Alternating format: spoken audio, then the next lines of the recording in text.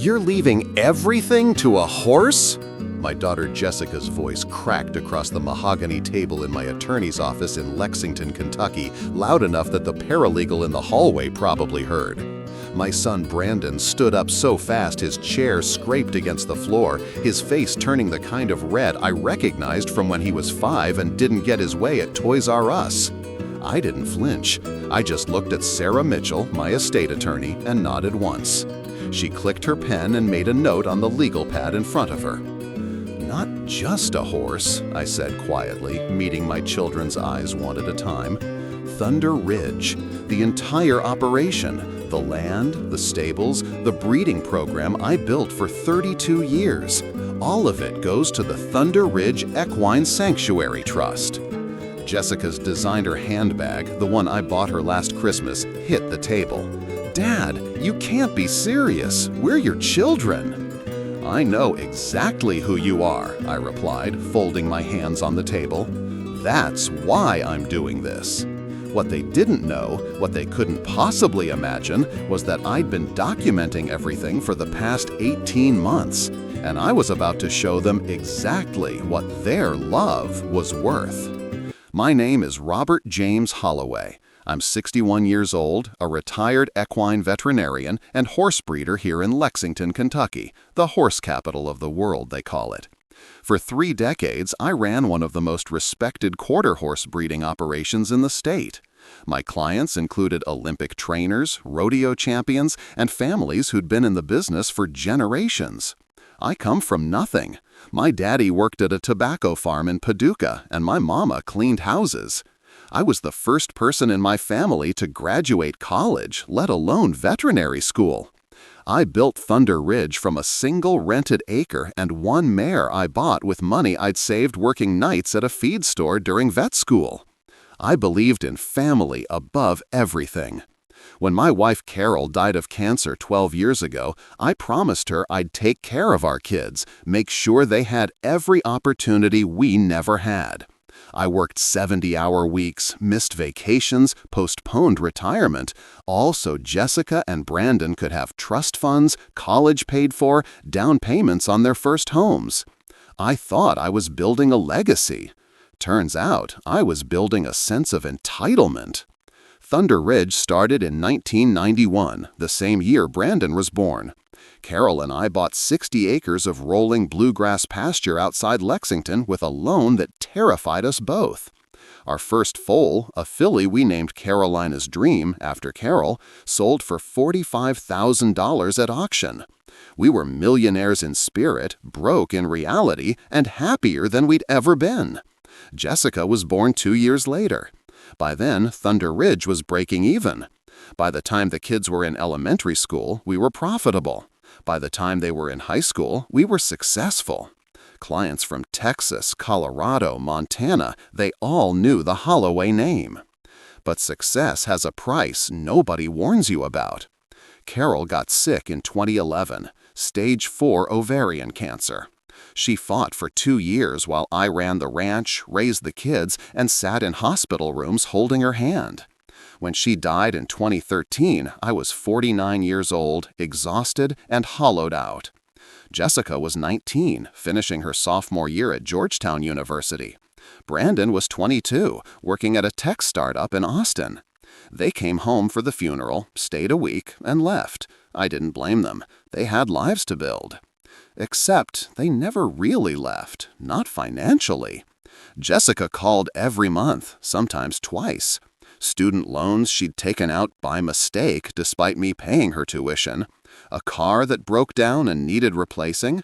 Rent in D.C. when she moved there for an internship that didn't pay enough.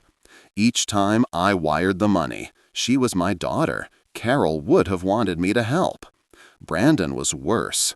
He cycled through jobs like seasonal allergies, marketing coordinator, sales associate, freelance consultant, which I learned meant unemployed. Every 6 months, he'd call with a new crisis: medical bills, credit card debt, an investment opportunity that fell through. I kept a spreadsheet in my desk drawer. $180,000 to Brandon over 9 years, $135,000 to Jessica over the same period. Not once did either of them visit Thunder Ridge unless they needed something. Jessica came for Christmas because I still hosted dinner. Brandon came when his transmission died and he needed a truck to borrow. But the ranch, the horses, the work that built everything they took for granted, they looked at it the way city people look at roadkill, vaguely unpleasant and definitely not their problem. My ranch manager, Miguel Torres, noticed. He'd worked for me for 20 years, knew every horse by name, every fence post that needed fixing. "Mr. Holloway," he said one evening as we watched the sunset over the pasture, "your kids don't know what you've built here." I just nodded. But inside, I knew he was right. The breaking point came on Father's Day, June 2024. I'd spent the morning alone, which wasn't unusual. Jessica texted, "Happy Father's Day. Crazy busy with work. Call you next week?" Brandon didn't text at all. By noon, I'd mucked 4 stalls, repaired a section of fence, and treated a mare with colic. Miguel invited me to have lunch with his family, but I declined. This was my day to sit with absence. At 6 p.m., my phone rang. Jessica. I smiled despite myself. "Hey, sweetheart." "Dad, I need a favor." No preamble, no acknowledgement of the day, just the transaction. My stomach dropped. "What's wrong?" "Nothing's wrong exactly. Kevin and I are buying a condo in Arlington. It's an amazing deal, but we need $80,000 for the down payment. Our loan fell through and we close in 3 weeks. Can you wire it by Monday?" Kevin was her boyfriend of 8 months. I'd met him once, briefly, when they stopped by on their way to Hilton Head last summer. He didn't make eye contact and spent the visit on his phone. "Jessica, that's a lot of money." "Dad, you have it. The ranch is worth millions. I've looked up property values in Lexington. You're just sitting on it while I'm trying to build a life. Mom would want you to help me." The words hit like a kick to the chest. Mom would want you to help me. Carol's name weaponized. "Let me think about it," I said quietly. "Think about? Dad, I need an answer now. Kevin's parents are putting in $50,000. I can't show up with nothing. What will they think?" I closed my eyes. 32 years of work reduced to a prop for my daughter's ego. "I'll call you back." "When?" "Soon." I hung up, sat on the porch, watched Ranger, my 19-year-old quarter horse, graze in the twilight. He'd been with me since he was a yearling. He'd never asked me for a dime. That night, I called an estate attorney. Not the family lawyer who'd handled Carol's will. Someone new. Someone who didn't know my kids and wouldn't try to talk me out of what I was about to do. Sarah Mitchell's office was in a renovated Victorian house on Main Street in Lexington, the kind of place where old money goes to stay old money. She was in her mid-50s, sharp as a tack, with a reputation for handling complex estates for Kentucky's wealthiest families. "Mr. Holloway," she said, reviewing the documents I'd brought, "you're sitting on approximately $8.3 million in assets. The ranch, the land, the breeding stock, equipment, and your personal investments. That's a conservative estimate." I nodded. I'd known the numbers, but hearing them aloud made them real. "And you want to disinherit your children?" "Not entirely," I corrected. "I want to establish the Thunder Ridge Equine Sanctuary Trust. 20 acres, the main barn, and an endowment to care for retired working horses, ranch horses, rodeo animals, carriage horses, animals that gave their lives to humans and deserve dignity when they're done. I want Miguel Torres to manage it, and I want my kids to get exactly what they've contributed to this ranch over the last 12 years. Sarah raised an eyebrow. "Which is?" I slid a folder across her desk. Inside bank statements, wire transfer receipts, canceled checks. Every dollar I'd sent Jessica and Brandon, itemized and dated. Then a second document, a ledger I'd kept for 18 months. I started tracking their visits after Carol's death. Jessica has been to Thunder Ridge 14 times in 12 years. Brandon 9 times. Combined, they've spent maybe 70 hours here total. Not one of them offered to help with chores, attend a horse auction, or learn the business. But they've taken $315,000. Sarah studied the documents, her expression unreadable. You documented everything. My wife taught me that love is measured in time, not words. I kept track of what they gave. I pointed to the ledger. It's all there. She leaned back in her chair. Mr. Holloway, I've handled dozens of contested estates. This will devastate your children. They'll fight it. Let them fight. I have 18 months of evidence showing exactly how much they value this family. I paused. I'm not trying to hurt them, Miss Mitchell. I'm trying to stop pretending they care about anything other than what I can give them. She was quiet for a moment. Then she smiled, small, knowing. I have a daughter, too. She's a veterinarian in Bozeman. Calls every Sunday. You're doing the right thing. Tell me what I need to sign. Miguel Torres was fixing a gate in the north pasture when I told him. The sun was low, painting everything gold, and the horses were settled for the evening. He stopped working, set down his wrench, and looked at me hard. You're making me the manager? If you'll take it. Salary, benefits, housing. The trust will run as long as there are horses that need help.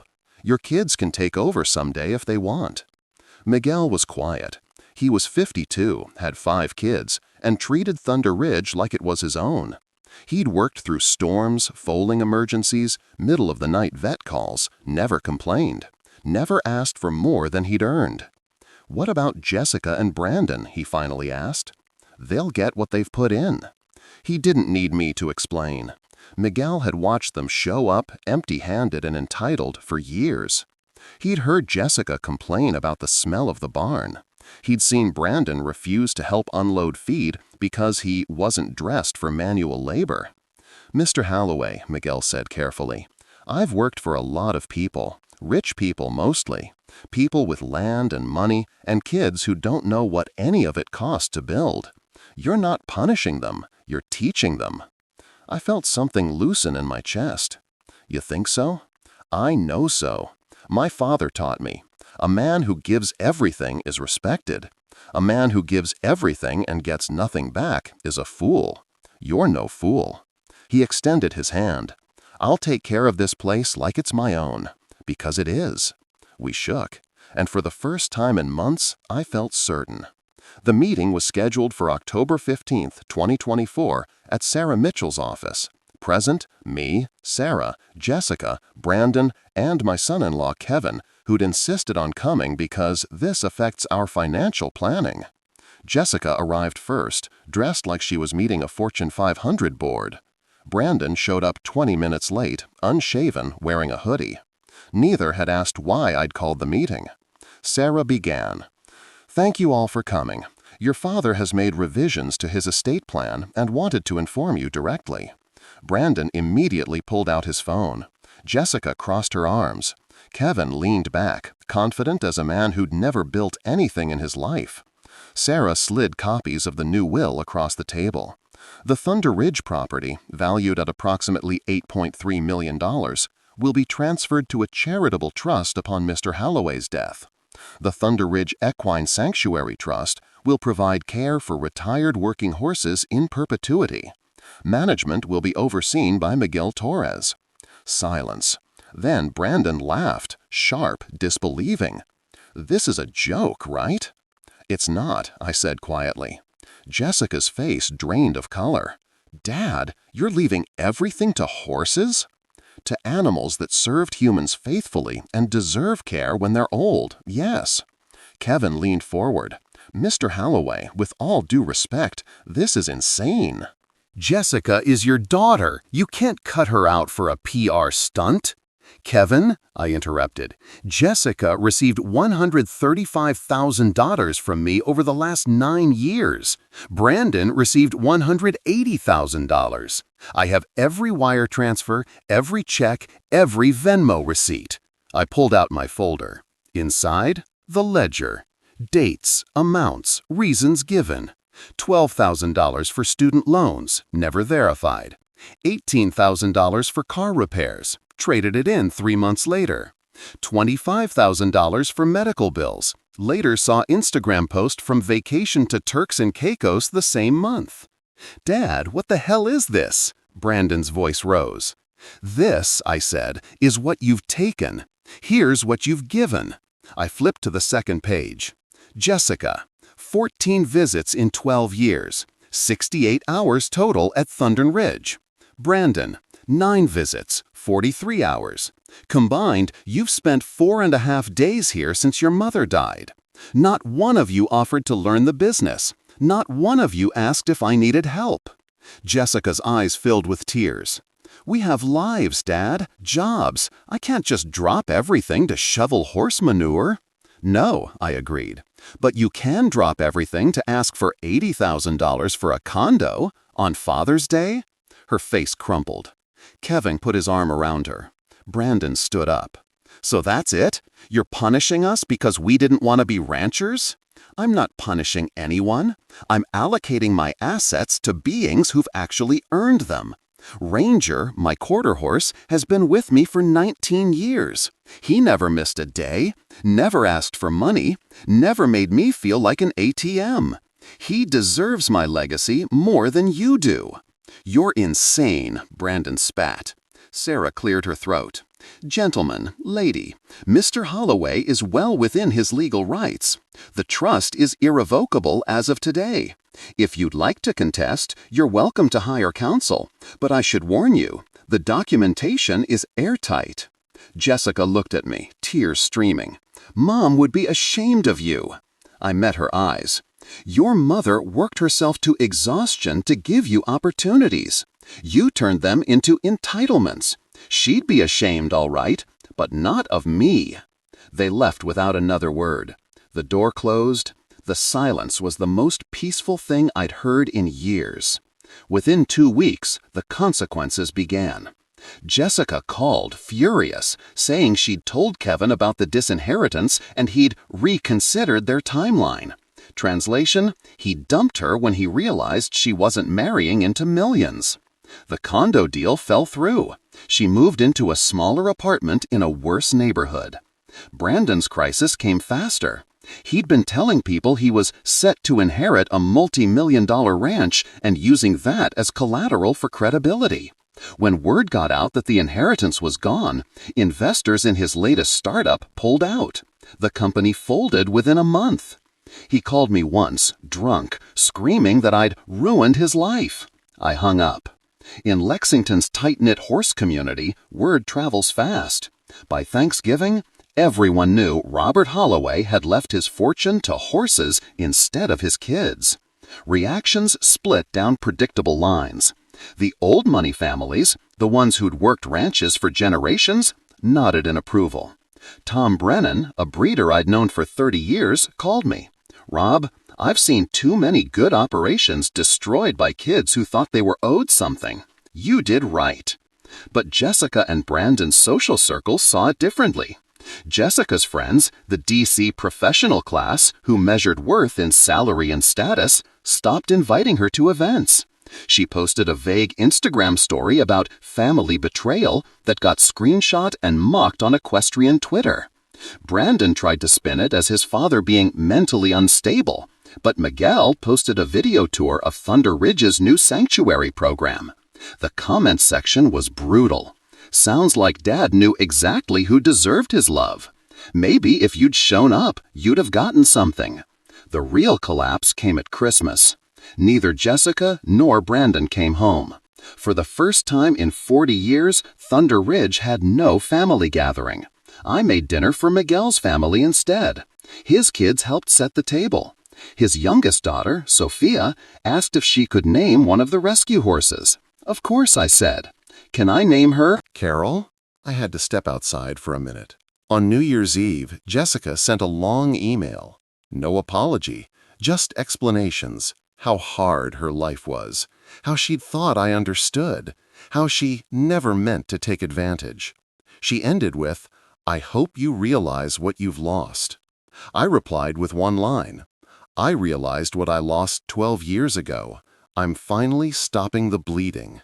Brandon sent nothing, but I heard through mutual friends that he'd moved back in with his ex-girlfriend's parents in Nashville. At 33 years old, he was starting over. Maybe that's what he needed all along. Not everyone deserved to suffer. Thunder Ridge had 3 other employees besides Miguel. Hannah, a young trainer fresh out of college, Rick, our farrier who'd been with us 15 years, and Donna, who managed our books part-time. All 3 were terrified they'd lose their jobs when I restructured. I called them into my office the week after the will meeting. Hannah was pale. Rick kept twisting his wedding ring. Donna had clearly been crying. "You're all staying," I said before anyone could panic. "The trust guarantees your salaries, benefits, and housing if you need it. Rick, your pension doesn't change. Hannah, the training program you wanted to start for at-risk youth? Funded.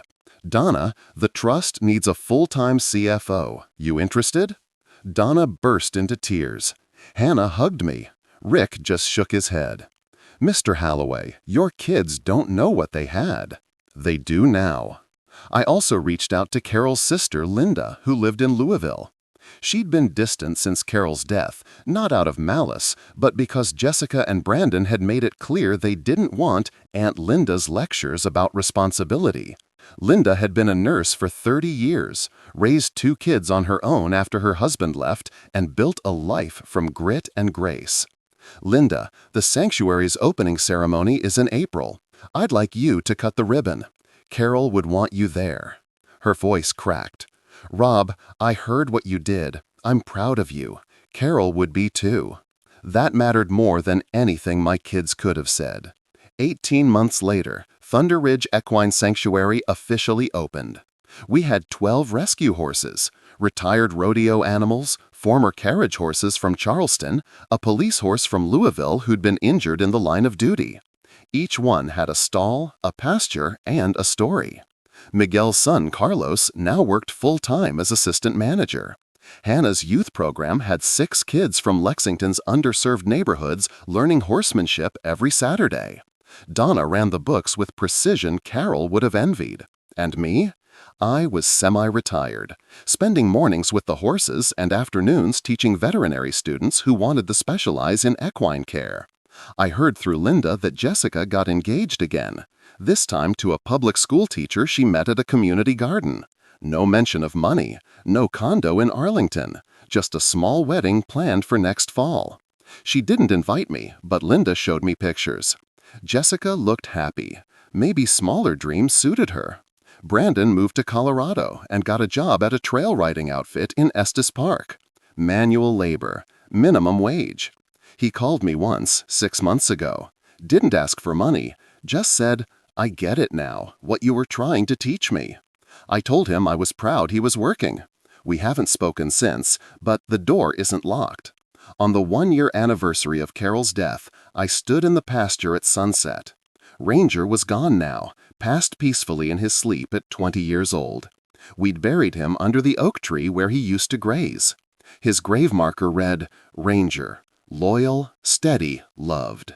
A new horse, a mare named Carolina, rescued from a neglect case in Tennessee, nuzzled my shoulder. She'd been starved, abused, left to die. Now she was healthy, strong, and surrounded by people who valued her. I thought about my kids.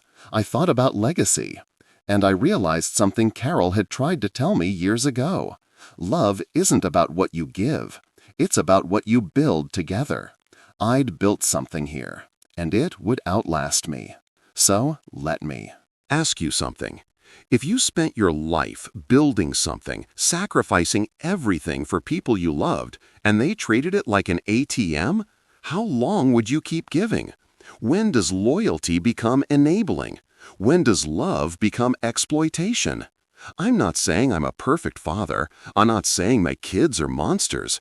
I'm saying that sometimes the kindest thing you can do for someone is stop rescuing them from consequences.